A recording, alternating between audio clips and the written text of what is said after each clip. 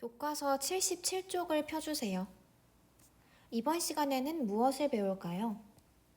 옛날 우리나라의 다양한 세시풍속을 알아봅니다. 네, 이번 시간에는 세시풍속의 여러 가지 종류에 대해서 알아볼 거예요. 지난 시간에는 명절과 관련된 세시풍속의 뜻을 알아보았습니다. 자, 오늘도 다양한 명절 그리고 그와 관련 깊은 세시풍속을 알아볼 거예요. 77쪽에 첫 번째로 나와 있는 명절은 정월대보름이네요. 설명 같이 읽어봅시다. 정월대보름은 음력으로 했을 때 새해의 첫 둥근 보름달이 뜨는 날입니다. 그래서 음력 1월 15일이에요. 이날에는 쥐불놀이와 달집 태우기를 하면서 나쁜 기운을 쫓아내고 새해 소원을 빕니다. 풍년을 기원하면서 오곡밥, 여러 가지 곡식이 들어있는 밥입니다. 오곡밥, 잡곡이 들어있는. 그리고 건강을 빌며 불엄을 깨뭅니다. 불엄은 이렇게 호두, 땅콩 등 단단한 열매들을 뜻해요. 이거를 깨먹으면서 건강을 빌었습니다. 자, 그럼 정월대보름에 했던 세시풍속, 쥐불놀이와 달집 태우기를 영상으로 한번 볼게요.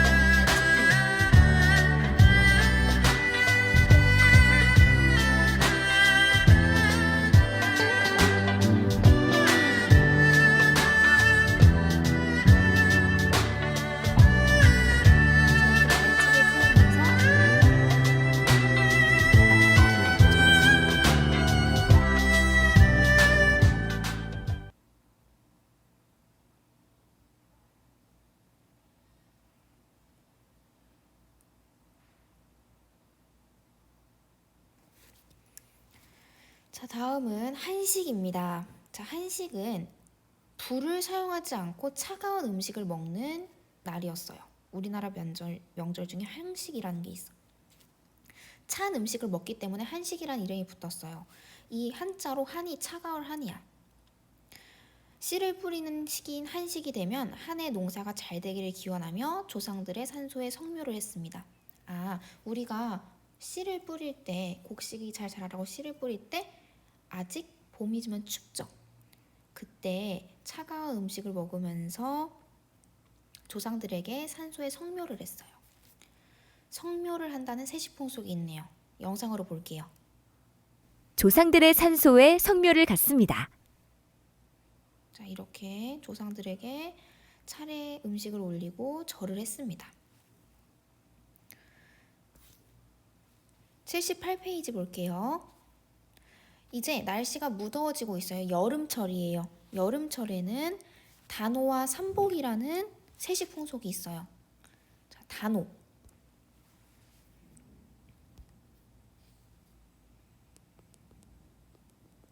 단오는 음력 5월 5일로 더위가 시작되는 때예요. 이때 사람들은 여름을 시원하게 지내라는 의미로 부채를 주고받았으면서 그네뛰기와 씨름 같은 다양한 놀이를 즐겼대요. 단오에는 나쁜 기운을 쫓는다는 의미로 창포물에 머리를 감았습니다. 창포물이 뭐냐면 창포라는 풀과 잎의 뿌리를 삶은 물이에요. 그래서 이 물에다가 머리를 감으면 나쁜 기운이 씻겨나간다, 이런 속뜻이 담겨 있었대요. 자, 다음은 삼복입니다. 삼복. 우리 조상들은 여름철 가장 더운 시기를 초복, 중복, 말복으로 나누었습니다. 복날에는 더위를 피해 시원한 계곡이나 산으로 놀러가는 풍속이 있었습니다. 사람들은 닭백숙이나 육개장처럼 영양이 풍부한 음식을 먹으면서 더위를 이겨냈습니다. 네, 자, 삼복은 초복, 중복, 말복 세 가지를 합쳐서 삼복이라고 한 거예요. 여름철에 가장 더운 시기를 초복, 중복, 말복으로 나눈 거야. 그래서 우리 이때에는 이열치열이라는 말이 있듯이 더 더운 음식을 먹으면서 그리고 영양이 풍부한 음식을 먹으면서 더위를 이겨냈어요.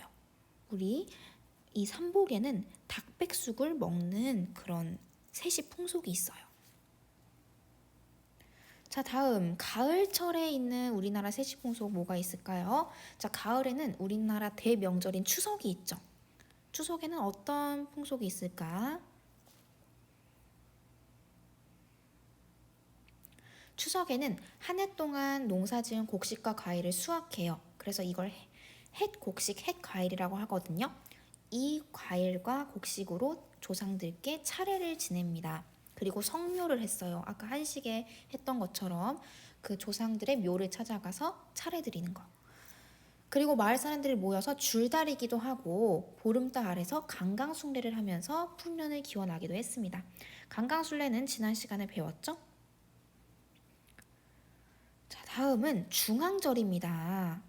중앙절에 관련된 영상을 볼까요?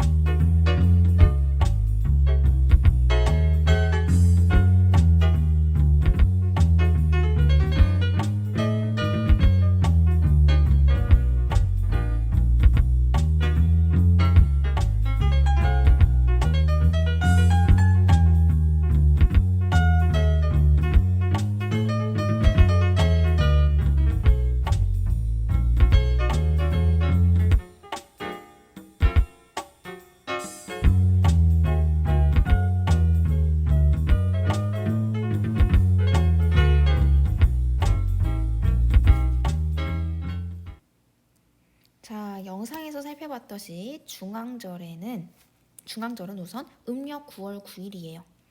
이때는 단풍이 든 산에 올라가고요. 국화로 만든 술과 떡을 먹는 세시풍속이 있어요. 자, 국화는 가을에 피는 꽃이죠. 그래서 무병장수한다는 뜻을 갖고 있대요. 국화는 국화로 만든 술과 떡을 먹는 세시풍속이 있었던 중앙절입니다. 자, 마지막은 동지예요. 삼복이랑 반대되는 동지. 동지. 동지는 1년 중에 밤이 가장 긴 날로 한 해를 마무리하고 새해를 맞이하는 명절입니다. 동지에는 나쁜 기운을 쫓는 의미로 팥죽을 만들어 먹었습니다. 네, 동지는 1년 중에 밤이 가장 긴 날, 즉 밤이 그만큼 길다는 거는 해가 짧다는 뜻이기 때문에 추운 계절인 겨울에 있는 날이에요. 동지는. 자, 한 해를 마무리하고 새해를 맞이할 때 악귀를 쫓아낸다, 뭐 귀신 같은 걸 쫓아낸다는 의미로 팥죽을 먹었대요. 왜냐? 이 악귀들이 팥을 싫어한다는 그런 속설이 있었대. 6세기 중국 초나라의 한 기록에는 공공이라는 사람의 이야기가 전해지는데요. 공공에게는 말썽쟁이 아들이 있었는데 늘 골칫거리였던 이 아들이 동짓날 사고로 그만 죽고 말았다고 합니다. 그런데 이 아들은 죽어서도 천연두를 옮기는 역신이 되어 마을 사람들을 괴롭혔는데요. 갑작스레 아들을 잃은 공공은 마음이 아팠지만 아들을 마을에서 쫓아낼 고민을 한 끝에 아들이 제일 싫어했던 음식이 팥이라는 것을 떠올리고 동짓날 팥죽을 끓여 집안 곳곳에 뿌렸다고 합니다. 밤이 되자 집안에 들어오려 했던 아들은 팥을 보고 놀라 멀리 달아나 버렸는데요. 이후 공공은 마을 사람들에게도 팥죽을 쑤어 뿌리게 해 역신이 된 아들을 쫓아냈다고 합니다. 1년 중 밤의 길이가 가장 긴 동지가 지나면 다음 날부터 다시 해의 길이가 점점 길어지는데요. 옛사람들은 해가 길어지는 시작을 알린다 하여 동지를 작은 설이라고도 불렀다고 합니다. 지난해의 애군을 떨쳐버리고 새해를 맞이하는 마음이 담긴 음식 동지 팥죽 이야기였습니다. 네, 여러분도 곧 다가올 올해 동지에는 팥죽을 한번 쑤어서 먹어보세요. 미니북 7쪽에 오늘 배웠던 세시풍속들 정리해 볼게요. 자, 겨울철부터 볼게요. 한 해의 첫 시작이었어요. 밝은 보름달이 가장 먼저 뜨는 날, 쥐불놀이, 달집 태우기, 오곡밥 먹기, 부럼 깨물기 등을 했을 때에는 정월 대보름이죠.